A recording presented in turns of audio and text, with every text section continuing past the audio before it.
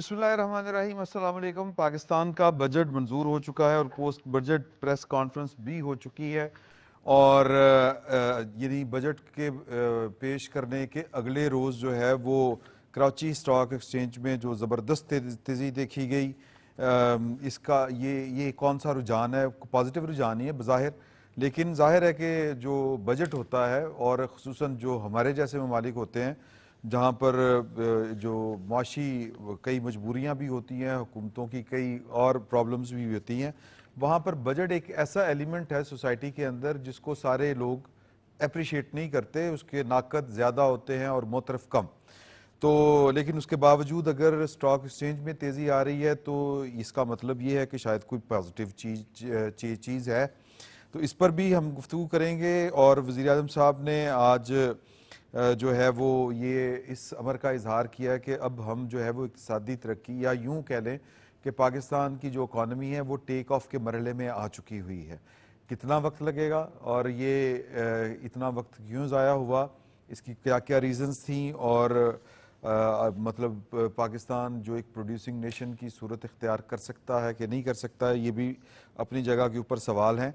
America की दफ्तर ख़ारजा में कुछ सवाल जवाब का सेशन था, वो जो ब्रीफिंग होती है उसमें एक सवाल के जवाब में जो वहाँ की तर्जमान है अमेरिका के दफ्तर ख़ारजा की, उन्होंने ज़रा बिटवीन द लाइन बल्कि कश्मीर का लफ्ज़ इस्तेमाल नहीं किया, लेकिन पाकिस्तान और भारत के दरमियान जो टेंशन चल रही है उसका जिक्र करते हुए उन्होंने कहा कि ट्रंप नहीं चाहते कि पाकिस्तान और भारत के दरमियान दुश्मनी नस्ल दर नस्ल मुंतकिल होती रहे। बिलावल भुट्टो की हमारे अंडर सेक्रेटरी के साथ मुलाकात हुई थी और हम इयादा करते हैं जंगबंदी का, और उस जंगबंदी का जिसको भारत जो है वो अपने उसको माने पहनाने की कोशिश कर रहा है और बचने की कोशिश कर रहा है सीज़ फायर से कि उसने अमेरिका के कहने के ऊपर नहीं किया। तो ये भारतीय पॉलिटिक्स और नरेंद्र मोदी की सियासत के ऊपर आज की जो स्टेटमेंट है ये एक बहुत बड़ा बम है, आप यूँ समझेंगे बिजली एक तरह से उनके गिर पड़ी है। बिलावल भुट्टो ज़रदारी साहब, आप उनकी जितनी तारीफ़ करें कम है, उनको आप जितना अप्रिशिएट करें या जायज़ा लें आप, तो आपको पता चलेगा कि सफारतकारी क्या होती है और एक कदरे यंग जो है एक सियासतदान वो किस तरीके और महारत के साथ उसने पाकिस्तान का केस लड़ा, और उन्होंने जो गुफ्तगू इंग्लैंड में की है, प्रेस टॉक की है, उस पर उन्होंने जो अल्फाज इस्तेमाल किए हैं, जिस कॉन्फिडेंस के साथ इस्तेमाल किए हैं कि अमेरिका को अगर कान से पकड़ के भी भारत को मुज़ाकरात की टेबल के ऊपर लाना पड़ा तो वो लाएगा, ये बहुत कॉन्फिडेंस वाली बात है। और अभी थोड़ी देर पहले ये मैंने खबर मेरे नॉलेज में आई है, बल्कि सलमान गनी साहब हमारे आज के मेहमान हैं, उन्होंने ये बताया कि जो क्रिश्चियन वो है जे शंकर, सॉरी माफ़ी चाहता हूँ, अमरीकी भारतीय वज़ीर ख़ारजा, उन्होंने कहा कि जी हम पाकिस्तान की गहराइयों तक जाएंगे, हमलावर होंगे। तो ये स्टेटमेंट बड़ी एक इंतहा पसंदाना है और सलमान साहब भी कह रहे थे कि यार कि वो बड़े मोतदल एक पर्सनैलिटी के मालिक हैं, उनसे ये तवक्को नहीं थी, इसका क्या मतलब निकलता है। जाहिर है कि बहुत बड़ी एक धचके से गुजर रहा है पूरे का पूरा भारत, तो अब उनको जो सियासी मंजरनामा, आलमी मंजरनामा जो बदल रहा है, जो कल तक या यूं कह लें कि 10 मई से पहले उनकी फेवर में हर चीज़ उनको लग रही थी, वो सब कुछ उलट हो गया। ये अल्लाह के काम है। तो बहरहाल इन सारे मौज़ूआत के ऊपर हम गुफ्तगू करेंगे। सलमान गनी साहब का जिस तरह मैंने गायबाना तारफ़ करवा दिया था, अब आप देख भी लेंगे, बैठे हैं, मौजूद हैं सलमान गनी साहब, बहुत शुक्रिया आपका। खालिद फ़ारूकी साहब तशरीफ़ रखते हैं, सर बहुत शुक्रिया आपका। और खालिद क़य्यूम साहब, खालदैन है जी। तो जनाब सलमान गनी साहब, वज़ीर आज़म साहब कह रहे हैं कि जी टेक ऑफ की पोजीशन के ऊपर आ गया। बजट को देख के आपको ये है लग रहा है कि टेक ऑफ की पोजीशन पे है पाकिस्तान, क्योंकि मोतरजीन जो हैं, और खुसूसन ज़ाहिर है कि अपोजिशन सबसे बड़ी मोतरज़ होती है, वो बहुत ज़्यादा एतराज़ कर रही है कि इसमें कुछ जो आप कह लें कि प्राइम मिनिस्टर ने या तनख्वाहदार तबके को, सरकारी मुलाजमीन को, इस तरह वो कहते हैं कि ये उनका बजट है। तो आपके ख्याल में क्या सूरत बनती है? बिस्मिल्लाहिर्रहमानिर्रहीम। शुक्रिया इमरान साहब। देखें, प्राइम मिनिस्टर साहब ने जब टेक ऑफ करने की बात की है, یہ انہوں نے کل اپنے کیبنٹ اجلاس میں دو ان کے اسٹیٹمنٹ بڑے امپورٹنٹ ہیں کہ اگر وہ ٹیک آف کرنے کی بات کر رہے ہیں تو یقیناً ایک اصلاحات اور ایک اقدامات کا عمل چل رہا تھا، آپ کے ریونیو میں اضافہ ہوا، آئی ایم ایف نے آپ کو ایک بڑا پروگرام دیا ہے، تو یہ اس پہ کاربند تھے اور یقیناً معاشی حوالے سے ان کے اقدامات نتیجہ خیز ہوتے نظر آ رہے ہیں۔ لیکن ایک اور عمران صاحب میں انہیں اپریشیٹ کروں گا کہ ایک انہوں نے بڑا حقیقت پسندانہ ایک ریمارکس دیے ہیں۔ انہوں نے کہا کہ پاکستان کے تنخواہ دار طبقے نے 400 ارب کا ٹیکس دیا ہے اور میں اور پاکستان کی اشرافیہ نے کتنا ٹیکس دیا ہے۔ میرا خیال ہے یہ بڑا اچھا تبصرہ ہے ان کا آج کی صورتحال میں، اس لیے کہ پاکستان کے ثمرات اور پاکستان کے مفادات سمیٹنے میں پاکستان کی اشرافیہ کا بڑا رول ہے۔ اور آج مجھے کہنے کی اگر آپ اجازت دیں تو اس میں کوئی شک نہیں کہ جیسے پرائم منسٹر پہلے بھی کہتے رہے کہ تنخواہ دار طبقے کے پہ بڑا لوڈ ہے، اور انہوں نے کسی حد تک تنخواہ دار طبقے کو کمپنسیٹ بھی کیا، 10% ان کی تنخواہوں میں اضافہ کیا۔ لیکن میرا ایک کویسچن آج میں اٹھانا چاہتا ہوں کہ یہ جب ہمارے وزیر خزانہ کہتے ہیں کہ چادر دیکھ کر پاؤں پھیلائیں، اور وہ 10% تنخواہوں کے اضافے پہ وہ تحویل کیا دیتے نظر آ رہے ہیں کہ جی مشکل صورتحال میں، لیکن یہ ریلیف کا عمل جو ہے عمران صاحب یہ سب کے لیے ایک سا کیوں نہیں ہے کہ ایک طرف تو آپ اگر وزراء کی تنخواہیں دیکھیں تو بہت زیادہ ہیں، اور پھر اس کے بعد پرائم منسٹر صاحب نے اپنا وزن پاکستان کے تنخواہ دار طبقے کے ساتھ ڈالا ہے۔ پہلے 6% اضافہ کی بات ہوئی، پھر انہوں نے 10% کیا ہے، اور 7% جو ہے وہ آپ کے جو پینشنرز ہیں ان کی پینشن میں اضافہ کیا۔ لیکن آپ کے پروگرام کی وساطت سے میں یہ نقطہ ضرور اٹھاؤں گا کہ بہت اچھی بات ہے کہ پینشنرز کی پینشن میں بھی تنخواہ کی اضافہ کیا ہے، لیکن اس پر 10 سال کی قدغن نہیں لگانی چاہیے۔ دیکھیں اگر ایک شخص کی ڈیتھ ہو گئی اور اس کی بیوہ جو ہے وہ 10 سال کے بعد اگر اس کی پینشن بھی نہیں ہوگی تو وہ کیسے گزارا کرے گی؟ اور میں ذاتی طور پہ جانتا ہوں کہ پرائم منسٹر صاحب کتنے حساس ہیں، اور یہ بات میں آپ کے پروگرام کی وساطت سے انہیں گوش گزار کرتا ہوں کہ اس پہ بھی نظر ثانی کریں۔ دوسرا انہوں نے جو اگر آپ میں اعداد و شمار میں نہیں جانا چاہتا، لیکن جب ہم بجٹ پہ ایک طاہرانہ نظر ڈالتے ہیں تو اس کے اعداد و شمار دیکھتے ہوئے میں یہ بات ضرور کہوں گا کہ جی وہ پاکستان کے اندر معاشی ایکٹیویٹیز جو ہیں یا تجارتی ایکٹیویٹیز اسے تیز تر کرنا چاہتے ہیں، چونکہ معاشی اور تجارتی ایکٹیویٹیز تیز تر ہوں گی تو پاکستان کے اندر اندرونی اور بیرونی سرمایہ کاری کا عمل تیز ہوگا، اور سرمایہ کاری کا عمل اگر ہوگا تو پھر آپ کی معیشت اپنے پاؤں پر کھڑا ہو سکے گی۔ مشکل صورتحال کے اندر ایک انہوں نے اچھا بجٹ ضرور پیش کیا ہے، اور پاکستان کی ورکنگ کلاس اور خصوصاً تنخواہ دار طبقہ اس کے لیے جو 10% کا اضافہ اسے میں ضرور کہہ سکتا ہوں کہ کسی حد تک ان میں اطمینان ضرور آئے گا۔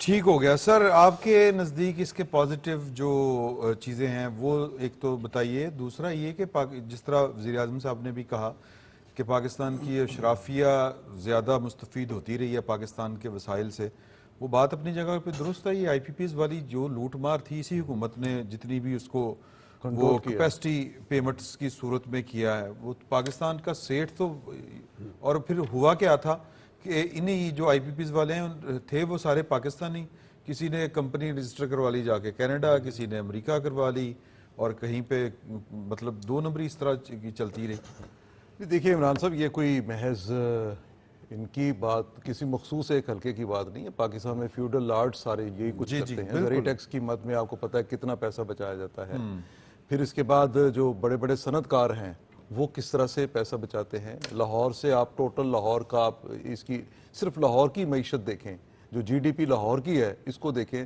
اور لاہور سے ٹیکس کلیکشن کتنی ہوتی ہے، 28 لاکھ دکاندار، 14 ارب ٹیکس۔ تو پھر اس سے آپ اندازہ کر لینا کہ کیا لاہور کی کیا صورتحال ہے، کہ آپ کا لبرٹی کا لاہور کے صرف 2-3 بڑے جو بڑے سٹورز ہیں نا ان کی، وہ ایک دفعہ میاں عامر صاحب نے ایک میٹنگ میں شاید آپ کو یاد ہو، وہ کچھ پوچھا تھا کہ فلان دکان کی کتنی ہے سیل، تو وہ میرا خیال ہے کہ 8-10 سال پرانی بات میں بتا رہا ہوں، تب وہ کروڑوں میں تھی۔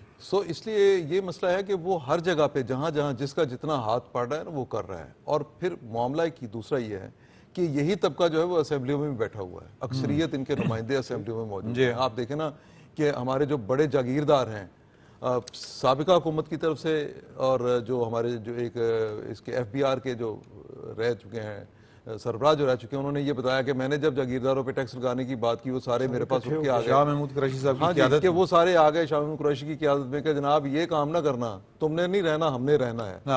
یہ وارننگ ہے نا۔ سو اس وجہ سے جو پرائم منسٹر بار بار یہ بات کہتے ہیں، لیکن ذمہ داری تو بہرحال پرائم منسٹر پہ آتی ہے، انہوں نے ہی قانون کو نافذ کرنا ہے. آج وزیر خزانہ نے بھی یہی کہا ہے اگر ہماری پارلیمنٹ قانون سازی نہیں کرتی اور جو قانون بنے ہوتے ہیں ان پر عمل درآمد نہیں ہوتا تو ایسی صورت میں پھر کیا ہوگا؟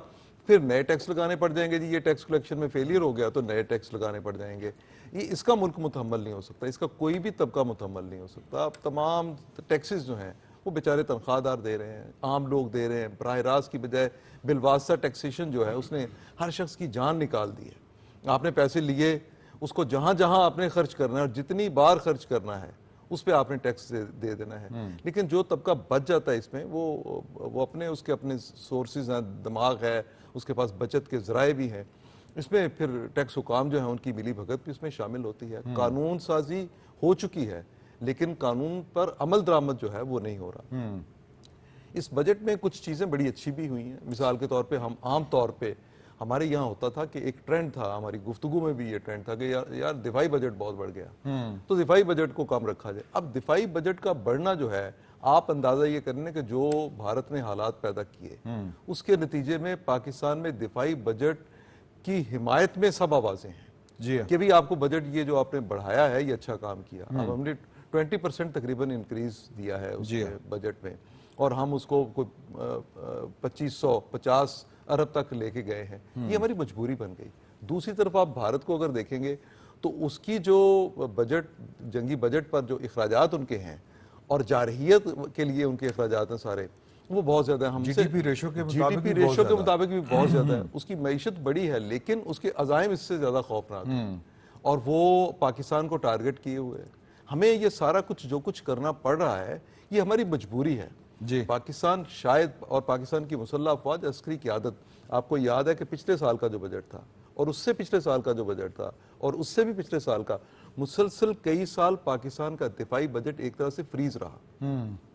عسکری قیادت کو بھی خیال تھا کہ ان کی ضرورتیں پوری ہو رہی ہیں، جو ہو رہی ہیں اس کے مطابق رہنا چاہیے. یہ مجبوری میں بڑھایا گیا. یہ ایک اچھا اقدام ہے، اس کو ہم اس موقع پر یہ قطعی طور پہ نہیں کہہ سکتے کہ یہ غلط ہوا. ہاں یہ ہے کہ سولر پینلز کے حوالے سے ایک میری بھی یہ ایک چیز ہے کہ جو لوگوں کو ایک فیسلٹی ملی تھی اس فیسلٹی کو بڑھانا چاہیے، بلکہ آپ کو اپنا تمام جو زرعی سیکٹر ہے اس کو سولر پینلز پہ لے جانا چاہیے. اس سے آپ کی جو لاگت ہے وہ کم ہوگی. جتنی لاگت کم ہوگی اور باقی آئی پی پیز کو ذرا پیسے کم جائیں گے، پیسے ان کو کم جائیں گے. سو وہ ایک مافیا ہے. آئی پی پیز بھی ایک مافیا ہے. ان میں اچھے لوگ بھی ہیں، انہوں نے اچھے ٹائم پہ جو برا وقت تھا پاکستان پہ ضرورت تھی انویسٹمنٹ کی، ان کا بھی اربوں میں، لیکن پروفٹ ان کا اربوں میں، مطلب وہ ایسی حالت میں بھی پروفٹ لیتے ہیں جب ان کے بجلی گھر بند پڑے ہوتے ہیں تو وہ کیپیسٹی چارجز کے نام پہ وہ لیتے رہتے ہیں. بہت لوٹ مار. وہ اچھے مافیا ہیں. ہاں تو یہ بھی کام ایک ہے. اس کے علاوہ دیکھیے جو چھوٹے گھروں کے لیے بجٹ میں ایک سکیم رکھی گئی ہے، تنخواہ دار طبقے کو کچھ ریلیف ملا ہے. وہ ریلیف دو طرح سے دیا ہے کہ تنخواہوں میں اضافہ کیا، دوسرا انکم ٹیکس کے جو سلیبز تھے وہ ان کو کم کیا. اس کے نتیجے میں آپ دیکھیں نا عام طور پہ 6 سے 12 لاکھ جس کی سیلری سالانہ بنتی ہے وہ درمیانہ ایک طبقہ پاکستان میں بہت بڑی تعداد میں ہے، تو اس کا ٹیکس انہوں نے بہت حد تک کم کر دیا ہے، نصف سے بھی کم کر دیا ہے. تو یہ ایک اچھا یہ فیصلہ ہے.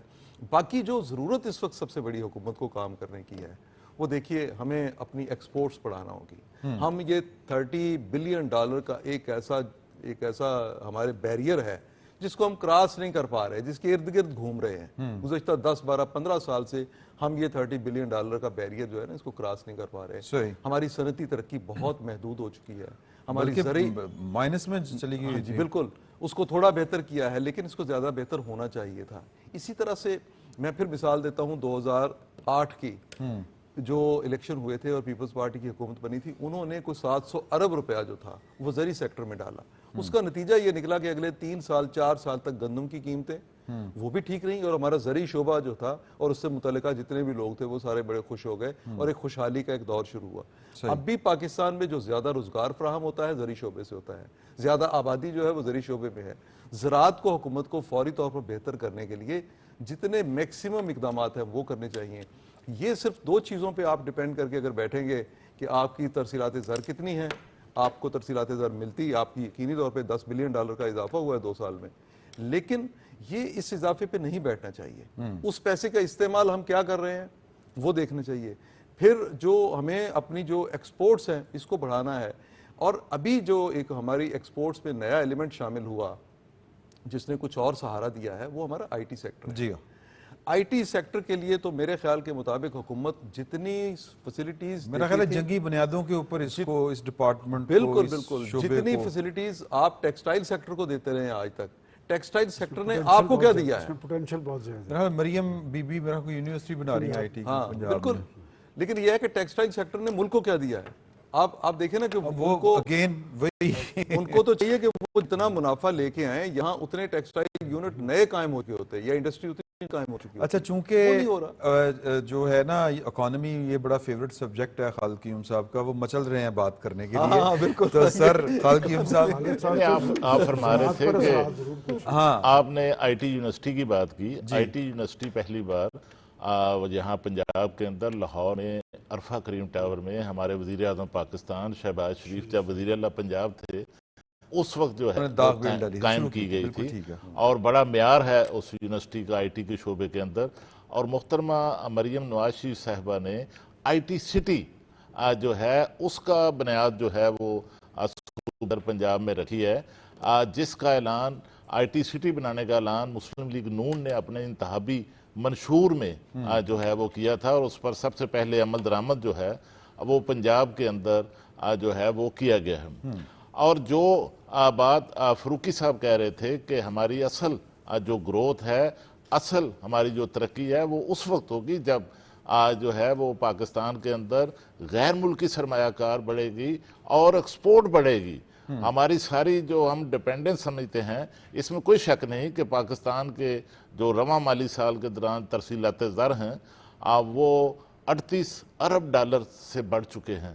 لیکن یہ تو اوورسیز پاکستانی ہیں جو 1 کروڑ کے قریب بیرون ممالک میں رہتے ہیں, وہ اپنے خاندانوں کی, اپنے یہاں پر جو ان کے عزیز رشتہ دار ہیں ان کی ضروریات کے لیے بھجواتے ہیں, اور اس کے ساتھ کچھ وہ سرمایہ کاری بھی کرتے ہیں. اور مجھے یقین ہے کہ یہ جو بجٹ کے اندر ریئل اسٹیٹ سیکٹر کے اندر جو پیکج دیا گیا ہے اس بجٹ کے اندر حکومت کی طرف سے, خاص طور پر ٹیکسوں میں جو رعایت دی گئی ہے, کنسیشن دی گئی ہے, اس سے اوورسیز پاکستانی جو ہیں وہ ریئل اسٹیٹ سیکٹر کے اندر اپنی سرمایہ کاری لائیں گے.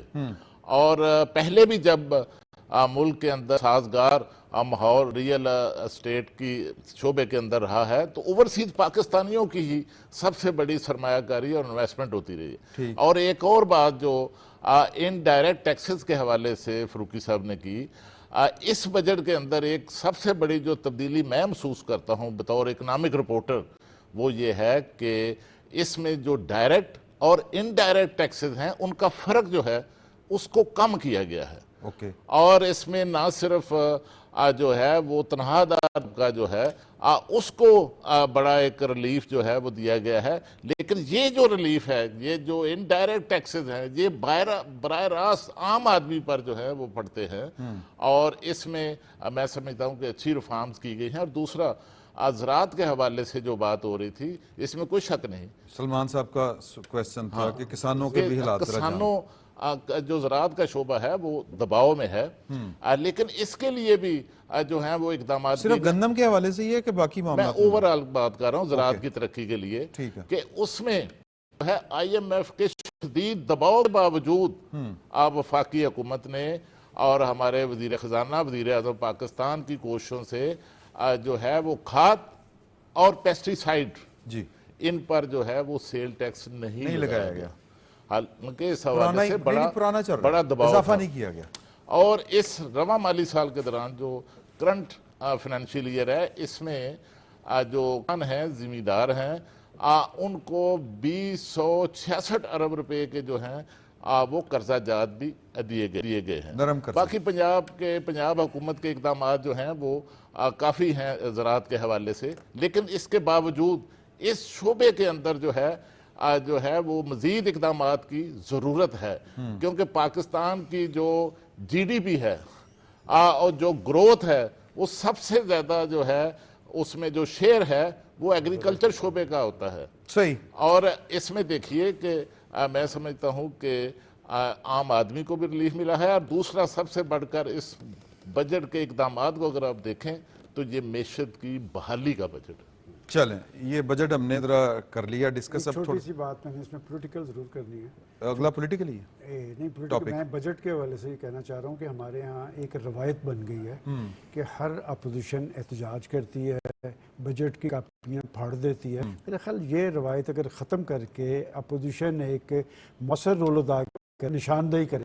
میں خالد قیوم صاحب بھی پارلیمانی ساتھ، تو ہمیں یاد ہے پنجاب اسمبلی کے اندر پری بجٹ بحث ہوا کرتے تھے، تو میرا خیال وہ ایک سنجیدہ عمل جو تھا وہ ختم ہو گیا، تاکہ اپوزیشن اس سے گل پڑا کرنے کی بجائے کچھ پازیٹیو چیزیں دیں جنہیں اس بجٹ کا حصہ بنایا جا سکے. ہاں یہ اچھی تجویز ہے، لیکن وہ کہتے ہیں کہ اپنی باری کی سی. ہاں ٹھیک کہہ رہے ہیں بالکل، یہ پرانی روایت ہے. یہ پرانی روایت ہے. اچھا جی، بات یہ ہے کہ میں تھوڑی سی دو جو ایشوز ہیں ان کو اکٹھے لے کے چلتے ہیں. ایک امریکن جو ترجمان ہیں، چونکہ انہوں نے بلاول بھٹو کا بھی ذکر کیا تھا، اور پھر بلاول بھٹو صاحب کی اپنی بھی گفتگو ہے. نسل در نسل دشمنی منتقل ہوتی ہے. انہوں نے کہا کہ اگر جو لوگ جانتے ہیں ٹرمپ صاحب کو، انہوں نے جو بڑے قوموں کے بڑے پیچیدہ اور بڑے پرانی دشمنی والے کے جو مسائل تھے، ان متحارب گروپوں کو ایک ٹیبل پہ بٹھایا ہے، اور یہ ان کے اندر صلاحیت ہے. تو انہوں نے ایک طرح سے کہا کہ مجھے تو یہ نہیں پتا کہ ان کے دماغ میں کیا ہے، لیکن یہ صلاحیت ان میں ہے کہ وہ انڈیا پاکستان کو، کشمیر کا نام نہیں لیا انہوں نے، لیکن وہ کہتے ہیں کہ وہ یہ اپنے ٹینیور میں کر سکتے ہیں. اس میں یہ کہہ لینا کہ جب ان کی ترجمان یہ بات کر رہی تھی تو خود پریزیڈنٹ ٹرمپ نے یہ بات کی تھی کشمیر کا نام لے کے کہ وہ ثالثی کروا سکتے ہیں. دیکھیں عمران صاحب، ثالثی سے بھاگتا کون ہے؟ دیکھیں ہمارے ہاں یہ پنچایت سسٹم ہے نا، صلح کی بات ہمیشہ وہ کرتا ہے جس کا کوئی سیاسی کیس ہوتا ہے. پاکستان کا کشمیر پہ بھی ایک سیاسی کیس ہے، اور پانی کے ایشو پہ بھی سیاسی کیس ہے. اور جہاں تک آپ نے بلاول صاحب کی بات کی ہے، دیکھیں بلاول بھٹو زرداری صاحب کی سیاست کے حوالے سے، ان کی پالیسیز کے حوالے سے پاکستان میں دو آراء ہو سکتی ہیں، لیکن میرا خیال ہے انہوں نے سفارتی محاذ پر قومی جو تقاضوں پہ وہ پورا اترے ہیں. پاکستان کا کیس انہوں نے بڑے مؤثر انداز کے اندر پیش کیا ہے. اور میں جو چیز ان کی دیکھ رہا تھا کہ اس میں جذباتی پن نہیں تھا، ان میں انہوں نے جی بالکل حقیقت پسندانہ اور جرت مندانہ طرز عمل اختیار کیا، خاص طور پہ کشمیر کے حوالے سے. اور میں جتنی تاریخ سے واقف ہوں، میں دیکھتا ہوں کہ بھٹو خاندان کشمیر کے حوالے سے یہ بڑا ٹچی حال ہے. یہ ہم سمجھتے ہیں مسلم لیگ کا یہ موقف ہے، قائد اعظم نے کہا تھا کشمیر پاکستان کی شہرگ ہے، کہ بھٹو صاحب کے وقت میں بھی کشمیر کا پاکستان کے حوالے سے جو ایک تعلق تھا، اس وقت بھٹو صاحب بھی بڑے ٹچی تھے، بے نظیر بھٹو صاحبہ نے بھی، اور اب بلاول صاحب نے بھی. دیکھیں میں محسوس کر رہا ہوں جیسے اگر دونوں اتحادی پارٹی ہیں نا، تو شہباز شریف صاحب کا زیادہ ایمفیسائز پانی کے ایشو پہ ہے، اور وہ ہر جگہ آپ دیکھیں یہ کہتے ہوئے نظر آتے ہیں کہ اس پہ کمپرومائز نہیں ہوگا، ایک قطرہ پانی بھی نہیں چھوڑیں گے. لیکن جب میں بلاول صاحب کو دیکھتا ہوں تو بیرونی محاذ پہ اگر نریندرا مودی صاحب ان کی سرکار ڈیفینسو ہے نا، تو وہ کشمیر کے ایشو پہ ہے. انہیں یہ پتہ ہے کہ یہ پانی کے ایشو پہ بالآخر انہیں اس پہ پسپائی اختیار کرنی پڑنی ہے، لیکن کیا وجہ ہے کہ وہ کشمیر کا کاف بھی سننے کے لیے تیار نہیں. حالانکہ اس پہ پاکستان کا موقف بڑا جاندار ہے، بڑا ریئلسٹک ہے، اس کی ایک تاریخ ہے. بھائی اقوام متحدہ میں گیا کون تھا؟ اقوام متحدہ میں گئی تھی خود بھارتی لیڈرشپ، جواہر لال نہرو، دستخط کیے ہوئے ریزولوشنز پہ کہ یہ حالات درست ہوں گے، ہم کشمیریوں کو حق خود ارادیت دیں گے. اور بلاول صاحب نے ہر سطح کے اندر یہ ایشو اٹھایا ہے. اور میری اپنی ایک ریزرویشن ہے کہ میں شروع سے دیکھ رہا ہوں کہ اس ایشو کو عالمگیر جو پوزیشن دے دی ہے وہ ٹرمپ صاحب نے دی ہے. انہوں نے یہ بات کی ہے کہ ان ملکوں کے دوران، ویسے تو انہوں نے کہا کہ 1500 سالہ پرانا ہے، لیکن مسئلے کو عالمگیر پوزیشن ملی ہے. اور مودی صاحب ہر چیز پہ آ جائیں گے، کشمیر پہ اس لیے نہیں آئیں گے کہ کشمیر پہ آنے کا مطلب یہ ہے، کشمیر پہ ڈائلاگ کا مطلب یہ ہے کہ 15 آزادی کی تحریکیں اور تیار ہیں. آپ نے ابتدا میں جے شنکر صاحب کی بات کی ہے، تو میں نے پہلے بھی آپ کے پروگرام میں کہا تھا مجھے یہ الفاظ کہتے ہوئے اچھا نہیں لگتا کہ یہ جو نریندرا مودی صاحب اور ان کی ٹیم ہے نا، یہ بدماش ہیں سارے، یہ قاتل ہیں. میں اس لیے نہیں کہتا، ان کے پروفائل اٹھا کے دیکھ لیں. جے شنکر اس میں سے کچھ بہتر تھا، ڈپلومیٹ تھے، اسلام آباد میں بھی رہے ہیں، اور وہ یہ بات کرتے ہیں کہ ہم پاکستان پہ گہرائیوں میں جا کے حملہ کریں گے. جناب آپ سب کچھ کر کے دیکھ چکے ہیں، یہ دراصل میسج ہمارے لیے نہیں ہے، یہ ان کے اندر کے لیے میسج ہے. ان کے اندر دیکھیں کہ وہاں پر انڈیا کے اندر کیا صورتحال ہے، ہر طبقہ اور وہاں کی اپوزیشن نے مودی صاحب کے آگے سوالات کھڑی کر رہی ہے. مودی صاحب ایک بکلاہٹ اور جنجلاہٹ کا شکار ہیں. پاکستان پر حملہ اب میرا خیال وہ بھول جائیں، اپنی باری ہے. خود مودی صاحب کا سیاسی مستقبل، میں آپ کو ان کے ماہرین کی ایک رپورٹ آئی ہے جس میں ان کے بڑے سنجیدہ ماہرین یہ سوال اٹھاتے نظر آ رہے ہیں کہ ہمیں مودی صاحب کا فکر کرنے کے بجائے اپنے مستقبل کی فکر کرنی چاہیے، چونکہ ہمیں اپنے اسٹیٹ کے مفادات زیادہ اب تو سلمان صاحب اب تو حال یہ ہو گیا کہ وہ جتنی مرضی بڑی دھمکی دیں تو اب تو پاکستان آگے سے یہ کر کے دیکھ لو. نہیں، پاکستان نے بالا کوٹ پہ دیکھیں، مجھے اس لیے ہمیں یاد ہے کہ یہ جو 10 جون کو جو 10 مئی کو کہ ہم اس لیے مطمئن تھے کہ بالا کوٹ میں تو انہوں نے شب خون مارا اور پاکستان کی ایئر فورس نے 24 گھنٹے کے اندر سبق سکھا دیا. اور بھئی آپ تو اب بتا کے کرنا چاہ رہے تھے، تو پاکستانی فوج اور پاکستان کی فضائیہ اس حد تک الرٹ تھی کہ وہ ساری فضاؤں کو سونگ رہی تھی، اور یہی وجہ ہے کہ آپ کو دن کی روشنی میں آپ کو دھول چاٹنے پہ مجبور کیا ہے. لہٰذا اب پاکستان کی بقا اور سلامتی کے حوالے سے ہمیں کوئی خطرہ نہیں ہے. پاکستان کی فوج پاکستانی عوام کے سامنے سرخرو ہے. میں پھر ایک بات کہوں گا کہ فوج تو سرخرو ہو گئی ہے، اہل سیاست کو بھی سرخرو ہونا چاہیے. چلیں وہ کوشش کرتے ہیں اگلے سیگمنٹ میں ان کو سرخرو کروانے کی. سر جی، یہ کشمیر میں اتنا انٹرسٹ امریکہ کا، یہ خطے میں کوئی طاقت، کوئی جس کو کہتے ہیں کہ انڈیا کو کہ کوئی پر کاٹنے مقصود ہیں، یا اس خطے میں جو ایشیا پیسفک آپ کہہ لیں یا ساؤتھ ایشیا کہہ لیں، اس میں کوئی بڑے بڑے جن کھڑے نہ ہو جائیں، یہ انٹرنیشنل جو اسٹیبلشمنٹ ہے یا جو انٹرنیشنل جو عالمی قوتیں ہیں، مطلب وہ اگلا پلان کیا ہے؟ اگر کشمیر کا مسئلہ فرض کریں حل ہو جاتا ہے تو اگلا پلان کیا ہے؟ کشمیر صرف کشمیریوں کی وجہ سے تو جو انٹرنیشنل پالیٹکس، ظاہر ہے کہ لوکل پالیٹکس میں سینے میں دل نہیں ہوتا، انٹرنیشنلی اگر دل کا ہی معاملہ سننا ہے تو پھر غزہ کا پہلے سن لیا جائے. تو یہ چل کیا رہا ہے؟ ٹارگٹ کیا ہے کہ کشمیر کے بعد کیا؟ بٹ نہیں، دیکھیے عمران صاحب، یہ بہت ہی ایک سنجیدہ ایشو ہے جس پر ہم کوئی بھی اندازے میں بھی بات نہیں کر سکتے کہ یہ معاملہ کس طرح سے طے ہو سکتا ہے، کیا ہوگا. لیکن بنیادی طور پر جو اس طرح کے سفارتی تنازعات، یہ سفارتی تنازع بھی نہیں ہے، یہ تو ایک آزادی کی ایک جنگ ہے. اور 47 میں جو ناانصافی، سب سے بڑی ناانصافی برصغیر میں ہوئی، وہ کشمیریوں کے ساتھ ہوئی. ٹھیک ہے. اور عام طور پہ آپ کو پتہ ہے کہ قائد اعظم نے بھی کشمیر کا بہت زیادہ ذکر اس لیے نہیں کیا تھا کہ یہ ایک بڑی واضح سی بات تھی کہ کشمیر کے مسلمانوں نے اپنے بارے میں فیصلہ کرنا ہے اور یہ سبھی کو اختیار دیا گیا تھا.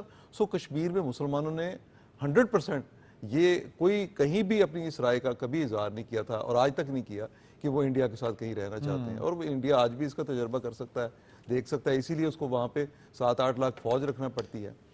بھارت میں 2 باتوں سے اس میں عرض کروں کہ بھارت میں اس وقت 2 طرح کی پالیسی چل رہی ہے. ٹھیک. ایک ہے ڈوول پالیسی، جس کا یرغمال اس وقت پورا بھارت بنا ہوا ہے. ٹھیک ہے. اس ڈوول پالیسی میں راج ناتھ بھی آ جاتا ہے، اس ڈوول پالیسی میں مودی بھی ہے، اس ڈوول پالیسی میں انڈین کیبنٹ کے اور جو ان کے انتخاب اجیت ڈوول کی وجہ سے آپ کہہ رہے ہیں؟ اجیت ڈوول کی وجہ سے، اس کی وجہ سے یہ 2-3-4 منسٹرز ان کے، جس میں وزیر خارجہ جن کو آپ سلمان صاحب کہہ رہے ہیں کہ وہ کچھ ہاکس میں شامل نہیں تھے، وہ پارٹ ہے ہاکس کا. ٹھیک. وزیر خارجہ بھی، اس وزیر خارجہ کی وجہ سے پاکستان اور بھارت کے تعلقات پچھلے 4 سال سے 5 سال سے مسلسل کشیدگی کا شکار ہے. ہاں، انہوں نے ہاتھ نہیں ملایا تھا بلاول اس نے جس طرح کی گفتگو کی تھی بلاول بھٹو کے بارے میں، بڑی مطلب ایک غیر سفارتی، نہیں کچھ اور بھی نام اس کو دیا جا سکتا، بد تہذیبی کا مظاہرہ تھا. بالکل ٹھیک ہے.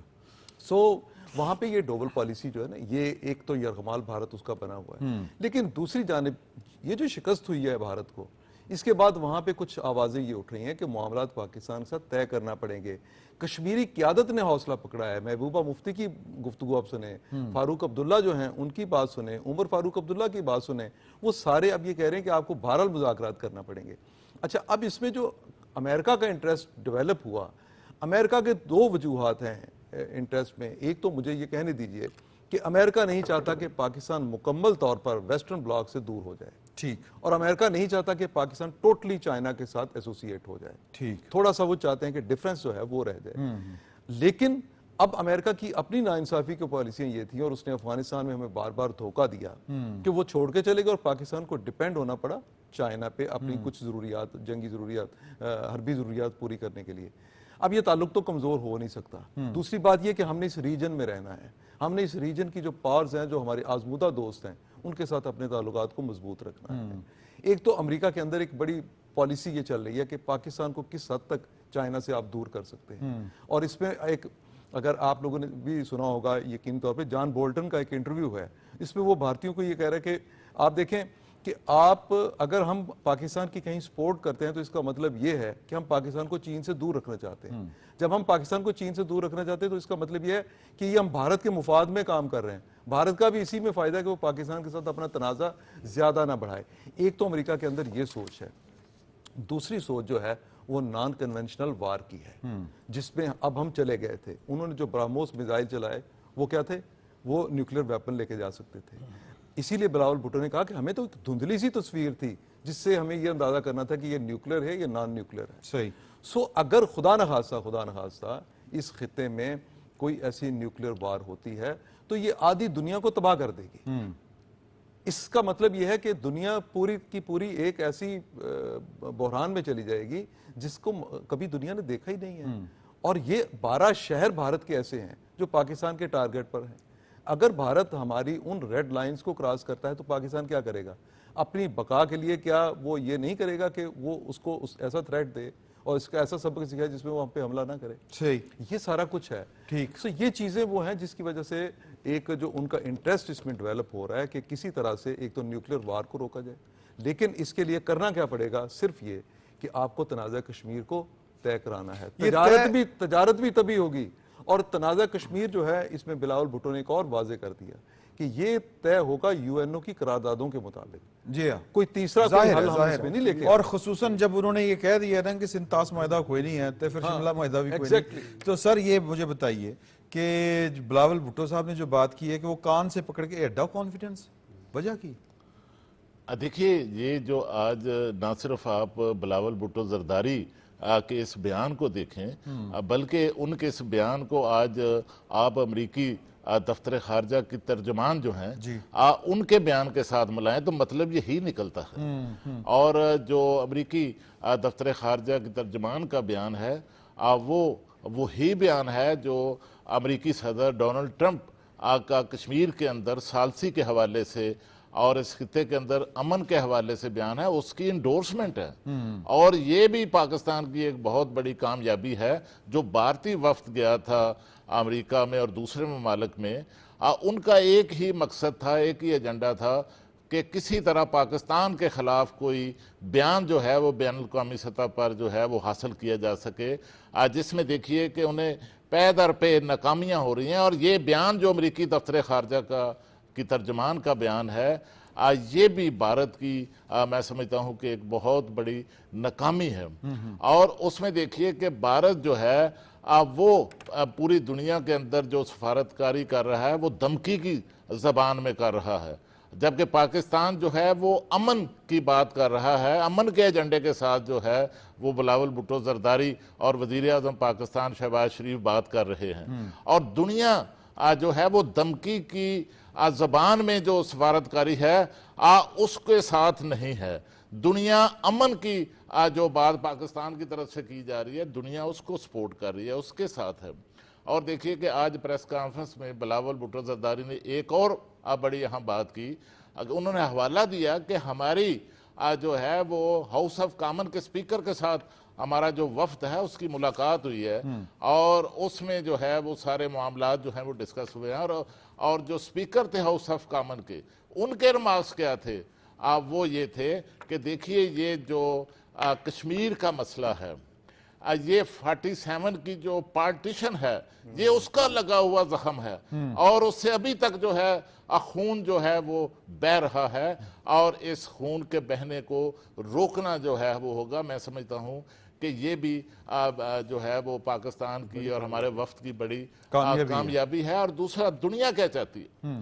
دنیا پاکستان اور انڈیا کے درمیان اور نہ صرف اس خطے کے درمیان جو ہے وہ امن چاہتی ہے, کیونکہ اگر دو جوہری ممالک کے درمیان دنیا سمجھتی ہے کہ اگر جنگ ہوتی ہے تو پھر اس کی لپیٹ میں نہ صرف یہ دو ممالک آئیں گے, پوری دنیا اس کی لپیٹ میں. امن جو ہے, امن اور دھمکی, یہ جو دو باتیں آپ کی گفتگو سے بھی نکلتی ہیں. اس خطے کا نیوکلیر فلیش پوائنٹ کشمیر ہے اور اس پہ پیش رفت کیے بغیر اس خطے کے اندر امن اور استحکام ممکن ہے. سر جی وہ بالکل آپ کی بات ٹھیک ہے, امن اندر بھی ہونا چاہیے.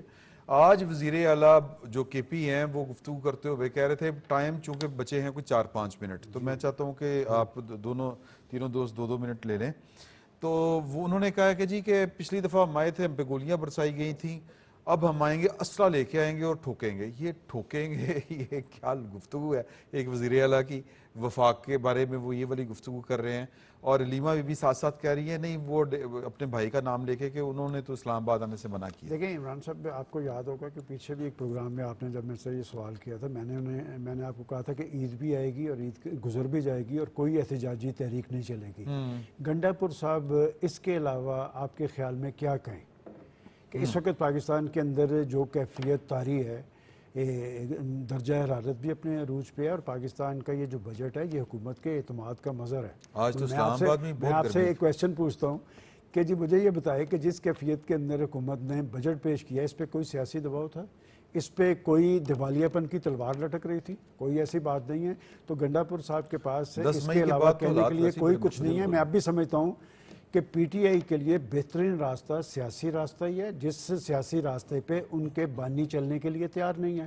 اور بات یہ کہ جس اسٹیبلشمنٹ کو وہ تانے دیتے ہیں اس سے مذاکرات کے لیے تو مرے جاتے تھے. کہ سیاستدانوں سے بات کریں گے تو وہ کون سا جیل سے باہر آ جائیں گے. اس سے پہلے ایک ہی مثال دیکھیں نا, ریئلٹی یہ ہے, تاریخ یہ ہے کہ جب شریف خاندان پہ برا وقت تھا تو انہوں نے کن سے بات کی تھی؟ پیپلز پارٹی سے بات کی تھی, جے یو آئی سے بات کی تھی, ایک الائنس بنایا تھا, ان سے راستہ نکلا تھا.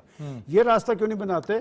دراصل بات یہ کہ یہ تحریک انصاف کی بنیاد کیسے آئی, وجود میں کیسے آئی, آگے کیسے چلی, ان کو ہمیشہ ایک تھپکی کی اور سگنلز کی ضرورت ہوتی ہے جو انہیں کہیں سے مل نہیں پا رہا ہے. تو لہٰذا ان کے پاس یہ کہنے کے علاوہ کوئی آپشن نہیں ہے. میں آج بھی سمجھتا ہوں کہ ہمدردانہ مشورہ ان کے لیے یہی ہے, بطور چونکہ ہم سیاسی رپورٹرز ہیں, کہ سیاست میں آگے بڑھنے کے لیے سیاسی طرز عمل ضروری ہے. اور اگر کوئی یہ سمجھتا ہے کہ پاکستان کے آئین کو, قانون کو, ریاست کو بلڈوز کر کے وہ پاکستان پر غالب آ جائے گا تو وہ پتھر وہ سارے چاٹ چکے ہیں. ٹھیک ہو گیا. یہ علیمہ بھی کہہ رہی تھی کہ ان کو اپنے علیمہ آپ کے بعد میں نے سمجھا شاید ریمہ بھی آپ نے کہا. نہیں علیمہ بھی کہہ رہی تھی کہ ان کو اپنے بھائی کی رہائی نظر نہیں آ رہی. پہلے 5 جون کی رہائی کا دن تو آلموسٹ ایک طرح سے اناؤنس ہی ہو چکا ہوا تھا. آج 2 عدالتوں میں وہ سماعت تھی, ایک تو شاہانہ 2 ریفرنس اور ایک اسلام آباد ہائی کورٹ 190 ملین پاؤنڈ میں بشرا بی بی اور ان کے شوہر کی. نہیں دیکھیے اس میں تو پی ٹی آئی کے پاس ایک ان کا ہمدرد سمجھ لیں اس لحاظ سے کہ پولیٹیکل پارٹیز کا عام پاکستانی ایک ہمدردی ہوتا ہے. ہمیں بھی ساری پولیٹیکل پارٹیز سے ہمدردی ہے. ہم کسی کے ذاتی طور پہ کسی کی مخالفت نہیں کرنا چاہتے, نہ ہیں, لیکن انہیں قانونی راستہ اختیار کرنا چاہیے. سلمان صاحب ٹھیک بات کر رہے ہیں, انہیں قانونی راستہ اختیار کرنا چاہیے. جو مقدمات ہیں ان مقدمات سے نمٹیں. اور دوسری بات یہ ہے کہ ایک واقعہ ہوا ہے 9 مئی کا, اس کو سمجھ ساری قوم کو آ گئی. آپ کو کیوں نہیں سمجھ آ رہی کہ اس واقعے کو جس طرح دیکھیے, جس طرح بیرونی جارحیت کو قوم نے ایکسیپٹ نہیں کیا, اسی طرح یہ اندرونی خلفشار کی سازش جو تھی اس کو بھی قوم نے ایکسیپٹ نہیں کیا. آپ کی پارٹی کے اندر خود آپ ان کی پی ٹی آئی کے اندر کی لیڈرشپ کو پوچھ لیں تو کیا وہ سارے ان میں سے لوگ ایسے ہیں جو کہیں گے جی 9 مئی ٹھیک ہوا تھا؟ تو آپ اس کو ایکسیپٹ کریں. وہ آگے سے کہتے ہیں وہ ویڈیوز لے کے ایکسیپٹ کریں. دیکھیے اس کو ایکسیپٹ کریں, یہ پرانی باتیں ہو گئی. ایکسیپٹ کریں, بات چیت کریں, راستہ نکالیں, سسٹم کا حصہ بنیں. راستہ کیسے نکل یہی سکتا طریقہ ایک ہے, اور کوئی راستہ نہیں. راستہ کیسے سارے راستے پارلیمنٹ سے نکلتے ہیں. اچھا, اور پارلیمنٹ سے ہمیشہ ماضی میں مسلم لیگ نون کا راستہ بھی مشکل وقت میں نکلتا رہا ہے, پیپلز پارٹی کا بھی مشکل وقت میں راستہ نکلتا رہا ہے. لیکن مسئلہ یہ ہے کہ جو سیاسی تنہائی کا شکار ہے اس وقت پی ٹی آئی, اور جو بانی پی ٹی آئی ریلیف مانگ رہے ہیں, انہیں ریلیف اس لیے بھی ملتا نظر نہیں آ رہا کہ وہ سیاسی رویہ اختیار نہیں کر رہے. اور ان کے سیاسی رویہ اختیار کرنے کی راہ میں سمجھتا ہوں کہ جیل کے اندر ہی جو ہے وہ بڑی رکاوٹ جو ہے, ایک تو وہ خود رکاوٹ ہے, دوسری جو ہے وہ بانی پی ٹی آئی کی جو اہلیہ ہیں وہ بھی ایک اس طرح جو ہے وہ رکاوٹ نظر آتی ہے. اور یہ گنڈا پور صاحب کا جو بیان ہے یہ چھوٹی رکاوٹ ہے, یہ بھی تو ایک رکاوٹ ہے نا بہت خود سرخرو ہونا کہ بھئی آپ کیا پبلک کنزمپشن کے لیے بیان دیتے آپ اپنی لیڈرشپ کے لیے مسائل پیدا کر رہے ہیں. اچھا ویسے گنڈا پور صاحب جو ہیں وہ خود یہ احمد چٹھا صاحب کے گھر ایک لنچ کے اوپر تھے جن دنوں نے ہائی کورٹ بار سے خطاب کیا تھا. وہاں پہ گفتگو کرتے ہوئے وہ اپنے لیڈر کو کہہ رہے تھے کہ یہ طریقہ غلط ہے ان کا, بیسیکلی تو قانون کے مطابق چلنا چاہیے. وہ 50,000 بندہ لا کے ہم کوئی کسی کو جیل سے باہر لا سکتے ہیں. اڈیالہ جیل کے سامنے بھی سرخرو ہونا ضروری ہے, تو اس کے لیے یہ بیانات ضروری ہیں. ویسے میں بتا دوں صرف 3 بندے, جب وہ احتجاج کی بات کہتے ہیں میں کہتا ہوں صرف 3 بندے احتجاج کے لیے نکل آئے تو پتہ چل جائے گا. بیرسٹر گوہر, سلمان اکرم راجہ اور علی ظفر. बड़े अच्छे वकला ज़रूर हैं लेकिन एहतजाज नहीं करेंगे। ਇਹ ਤਾਂ ਫਿਰ ਅਸੀਂ ਨਾ ਹੀ ਸਮਝੀਏ। और जिन तीनों ने बाहर नहीं निकलना वो ही तहरीक का ऐलान कर रहे हैं। हाँ जी, ये भी क्या अलमिया है। चलो देखते हैं और कि उनके क्या ऐलान पे उनकी बहन जो बानी पीटीआई की हैं वो यकीन नहीं करती, कहती इनका पार्टी का कोई तर्जुमानी करने का इख्तियार नहीं है। चले जी, अल्लाह ताला सबके लिए आसानियाँ पैदा करे और समझ भी दे और सीधे रास्ते पर चलने की तौफीक अता फरमाए।